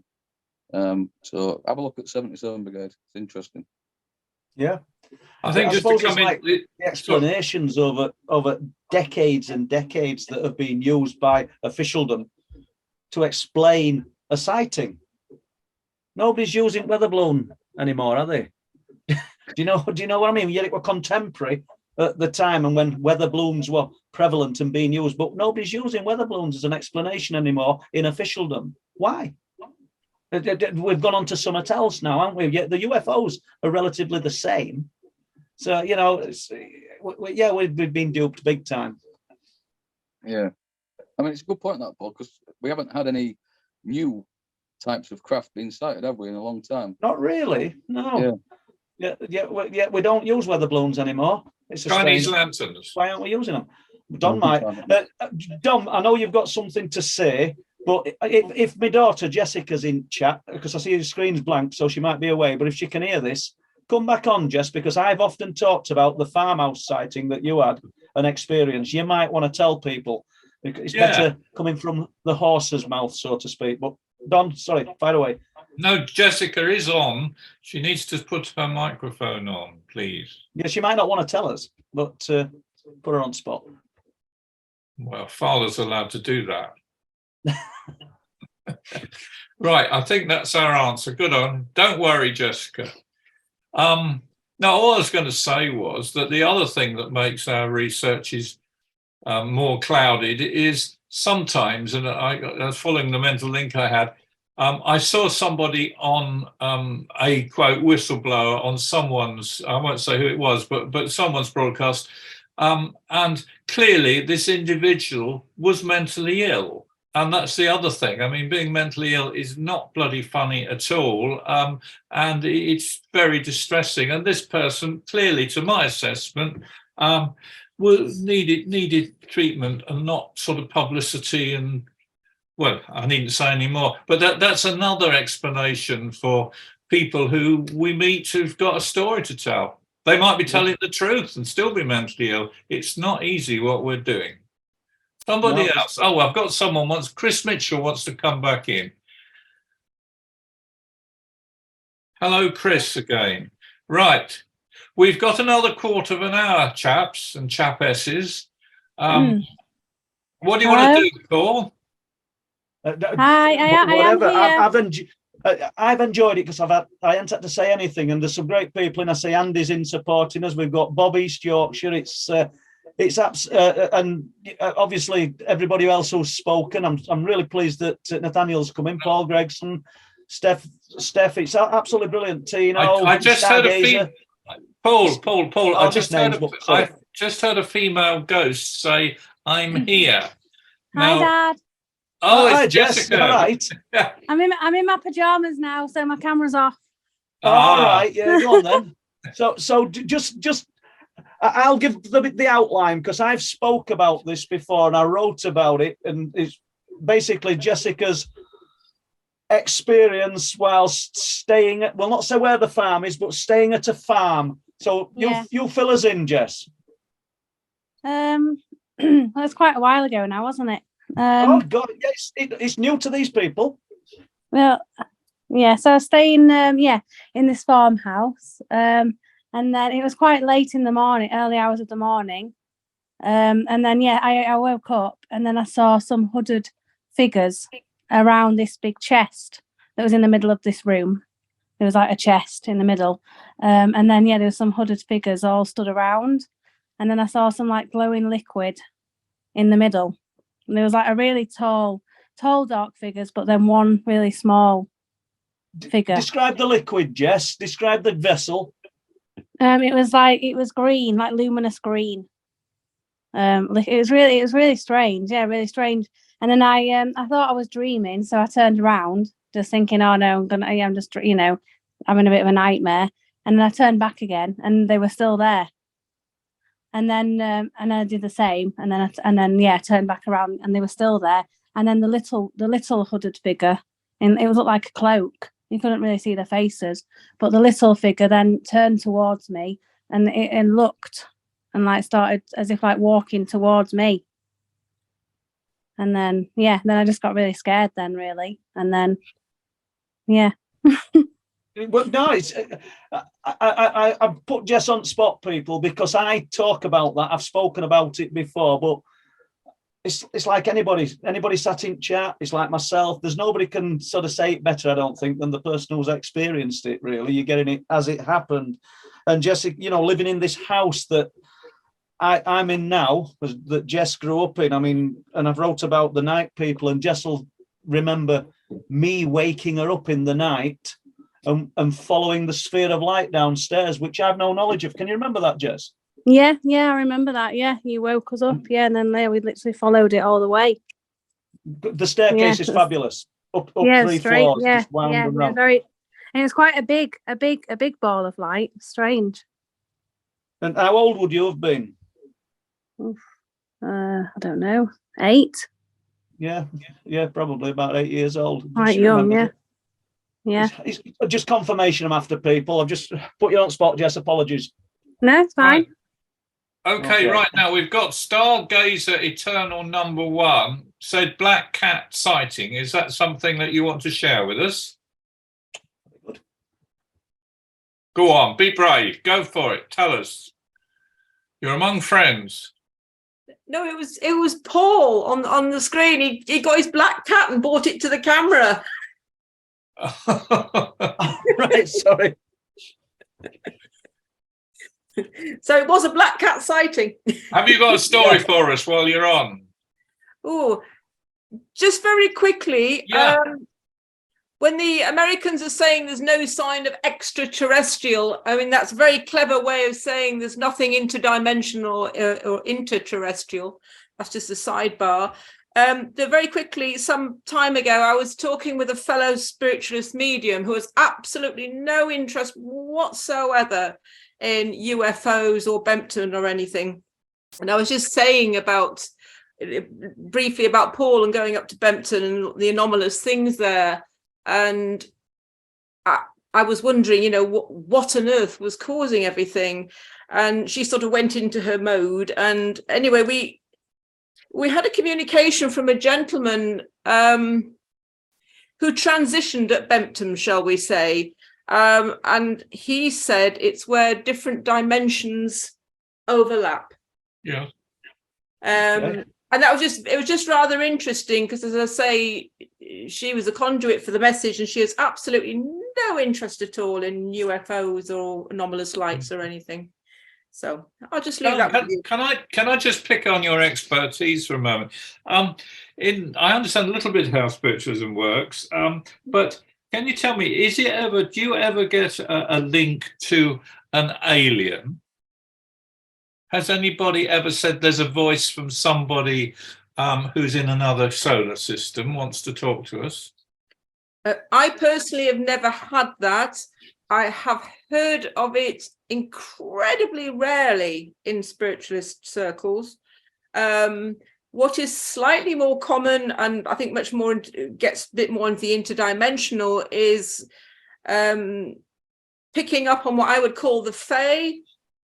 The fairy kingdom, if you like, gnomes, all that type of thing. And I think because they've always been with us, if you want to know about missing time during the centuries, you need to go look at folklore, and what's happening now has been happening for forever. Where were the fairies? Yeah. Where were the fairies? Yeah.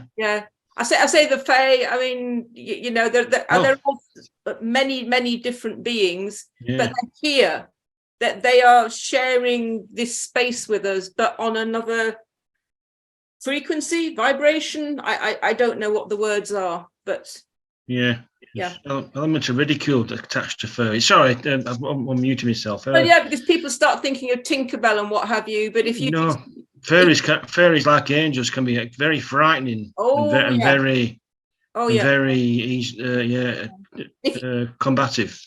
Yeah, if you study, the true history or the long-standing, I hate the word folklore because it sounds like it's just imaginary, but if you look at where they crop up in human history, in all cultures, all around the world, you will find the same phenomena, the same types of interaction. And they're not all humanoid by any manner of means. Well, I mean, while we've got your sort of spiritual, religious hat on, I'm making it broader, but can you just say a quick word about one of the reasons in the UFO press, shall I say, the more thoughtful people say that one of the government reasons, particularly in America, why disclosure is not happening is because it would greatly upset the religious community, because God created us in 6 days, but did he make little green men the following Tuesday? Have you come across that fear amongst your colleagues? I have never come across that fear in spiritualist circles. Never. I mean, let's face it, the Vatican has its own astronomers and is quite happy to meet people from other planets. I've spoken to the Vatican astronomer, wonderful chap. But I mean, supposedly, from what, fair enough, I only get it off YouTube videos, that there is a group deep within the American hierarchy that how can I put it, is very right-wing Christian and think these alien encounters are demonic, you know, and I think that is just an extremism of a religious belief. But as I say, speaking as a spiritualist, I have never come across it in spiritualist circles. Never. Interesting. Thank you for that. I'm sorry if I hogged it with something interesting. Big Al, have you got anything else to say? Stargazer Returner 1. Have you got any? Is that you finished? I finished. Just to tell Paul, I am going to send him an email about a screen memory sighting last November, just by Danes Dyke. I'll be emailing it. Oh, we'll hope to put that on the website. So I'll be getting that. Great, thank you. Okay. Thank you. Nice to meet you. Big Al, have another go, sir. Hi, I just wanted to ask Paul, really, has there been any further instances of the small pebbles being thrown either at your place or at Bob's? No, that it seems to have died down, Al, to be honest with you. You know what these things are like. Bob claims that he's seeing in his peripheral vision a black shape of something moving about in his room. I hope he's not got eye problems, but no is the answer to that. So I see Andy has got his hand up. Andy, give us a shout. Unmute yourself, sir. Unmute that. Oh yeah, you've done it.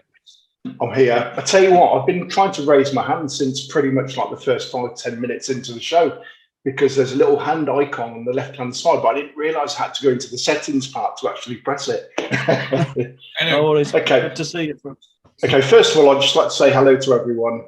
And okay, what it is I've been meaning to actually talk to you about it, actually, Paul. But I'll tell you what it was. At the beginning of the show, somebody mentioned something about seeing a shadow, like a dog or something. Yeah. Okay. I done some work in Warwickshire, a place called Hampton on the Hill. I'm not sure if you've heard of it.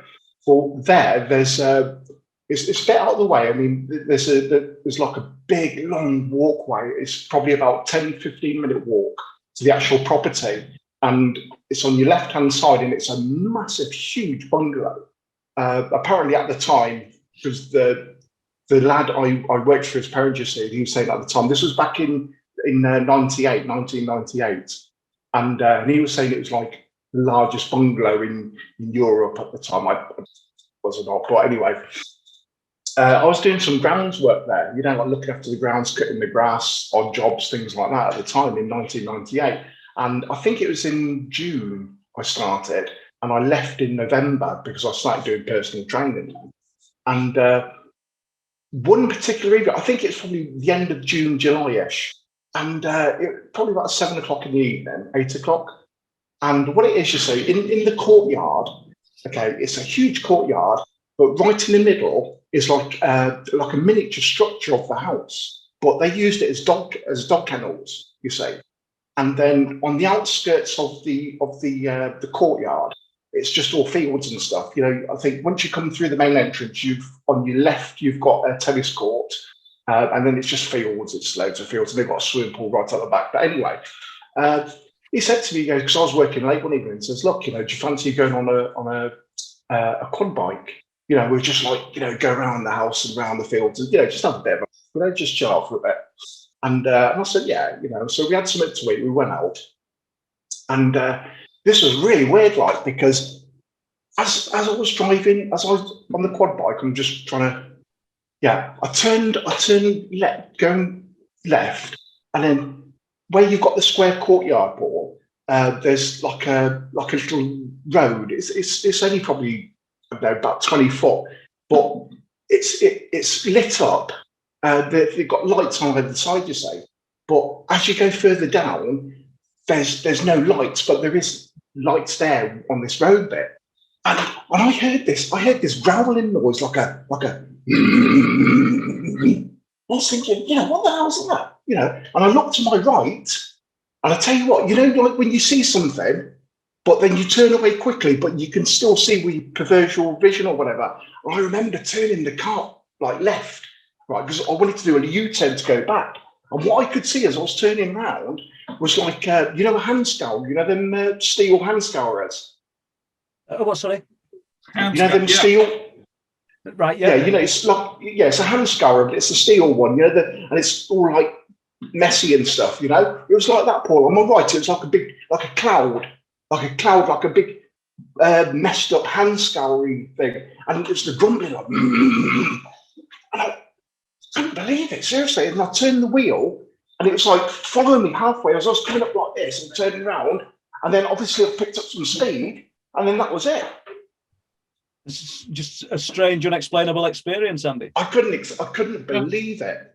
Couldn't believe it. It's probably like the size, probably the size of a dog, but there was no dog. It was just like it was like a little, like a bundle of wiry, cloudy thing, you know? It's very strange.